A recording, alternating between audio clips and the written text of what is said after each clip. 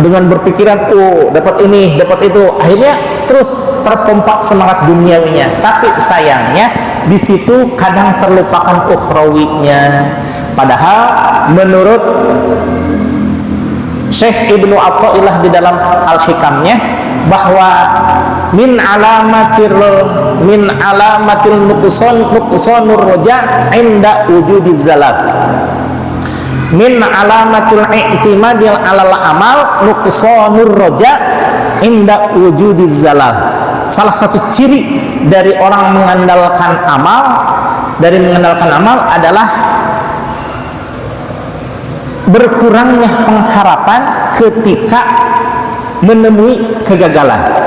Artinya ketika seseorang belajar, saya juga belajar, tapi nggak pinter-pinter sampai sekarang.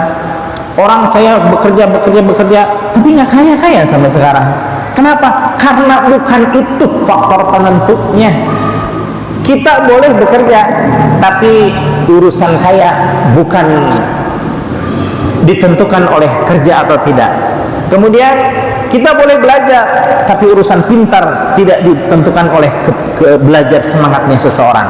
Karena yang menentukan segala sesuatu adalah Allah Subhanahu wa ta'ala. Nah, kadang orang multi level itu melupakan Allah. Yang ada upland, segalanya upland, apa-apa kata upland. Oh, subhanallah, lihat ya. Akhirnya saya menemukan sebuah solusi. Ternyata semangat saya untuk mencari download saya alihkan kepada majelis zikir. Dalam artian majelis duha, majelis zikir yang saya ajak itu karena semangatnya dari orang-orang multi level. Semangatnya multi level diterapkan kepada urusan agama. Disitulah saya menemukan kebahagiaan, ya. Bahagia ketika bersama orang-orang tahlim seperti ini, bahagia ketika bersama dengan orang-orang zikir seperti majelis zikir, bahagia ketika orang-orang bersama dengan orang-orang yang zikir dan tahlim seperti di majelis duha, ya. Itu salah satu kebahagiaan yang hakiki apabila dikaitkan segala sesuatu dengan ukhrawi, begitu ya.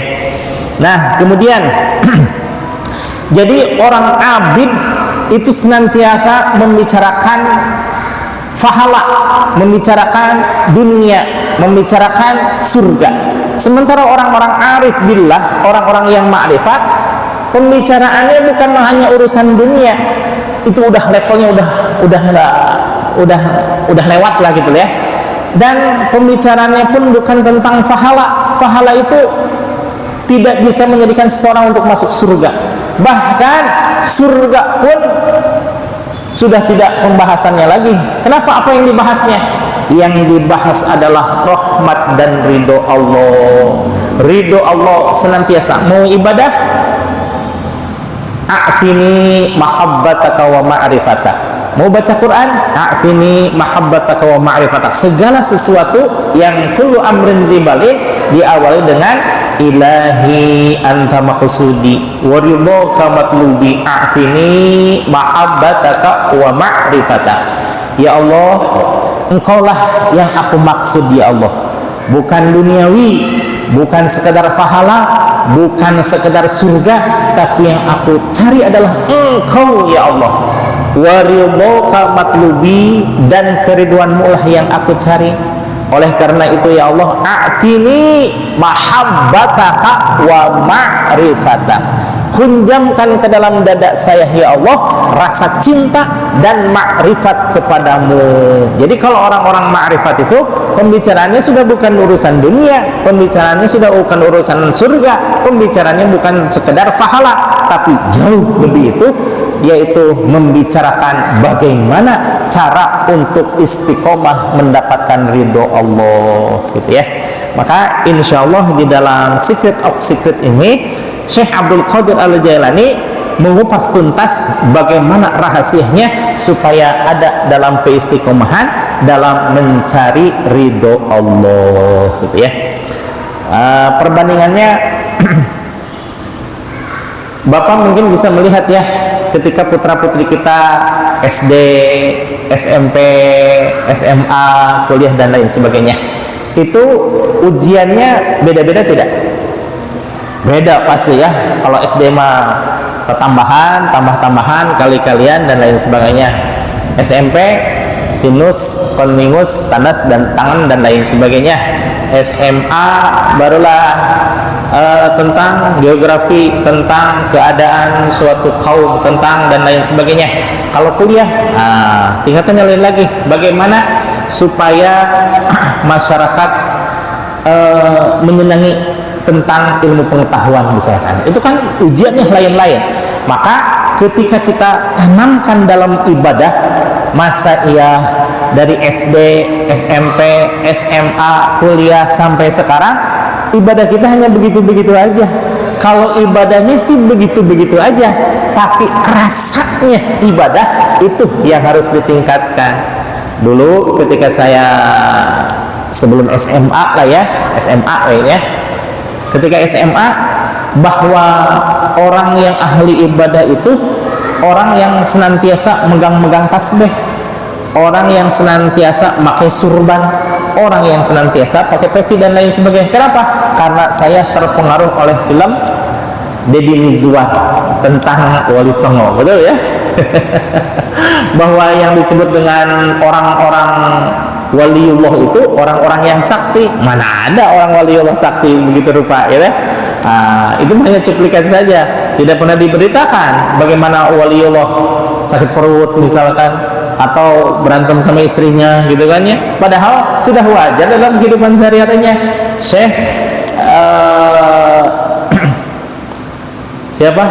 Syekh Arwani Kudus, apa tidak pernah berantem sama istrinya? Oh, subhanallah, sampai mau meninggalnya cemburu berat itu istrinya. Kenapa?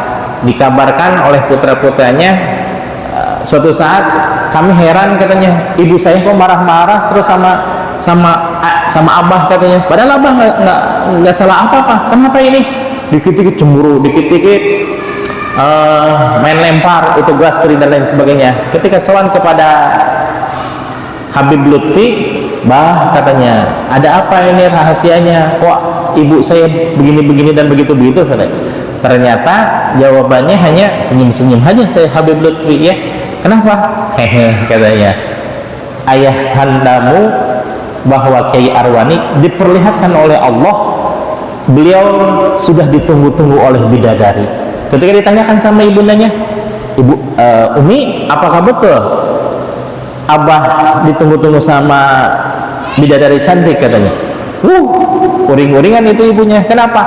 Jangankan sudah meninggalnya, masih hidup saja beliau sudah ditunggui oleh bidadari cantik katanya. Bagaimana tidak cemburu katanya? Cantiknya luar biasa, nggak ada tandingan, sementara Umi sudah peot begini. Gitu katanya ya. Nah, itu kan berarti kehidupan yang wajar. Berantem sama istrinya, berantem sama dibikin membuat cemburu sama istrinya dan lain sebagainya.